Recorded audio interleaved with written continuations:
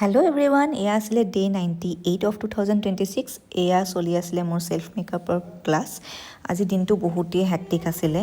দিনটো ঘৰৰ কাম তাৰ লগত ক্লাছ কৰালোঁ আৰু তাৰ পাছতে মই যাবলগীয়া হ'ল এঠাইলৈ, মানে মোৰ ননন্দজনীৰ ঘৰলৈ।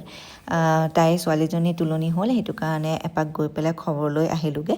আৰু তাৰ পৰা উভতি আহি পেলাই মোৰ যিহেতুকে মই অহাকালিলৈ লখিমপুৰলৈ যামগৈ বিহু বুলি, সেইকাৰণে বহুতখিনি বেগৰ অৰ্ডাৰ আছিলে। চ' বেগবিলাক মই পেকিং কৰি আছিলোঁ এফালৰ পৰা, তাৰ লগতে ৰিলছবিলাক বনাই গৈ আছিলোঁ।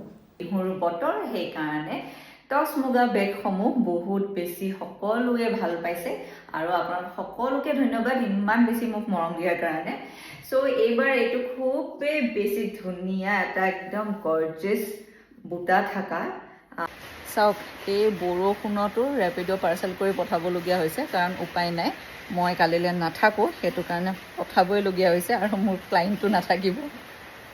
আকৌ এটা আজি ছেইম ডে অৰ্ডাৰ পেক কৰিবৰ কাৰণে ওলাইছোঁ।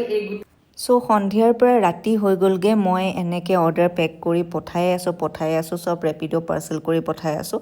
আৰু কিছুমান এনেকুৱাও আছে যোনবিলাক কালি মই যাওঁতে অৰ্ডাৰটো লগাই থৈ যাম DTDCত। তাৰপিছতে কাপোৰ পেকিং কৰিছোঁ, ভাত বনাইছোঁ, সেই গোটেইবিলাক কৰি মেলি ৰাতি শুবলৈ গৈছোঁ।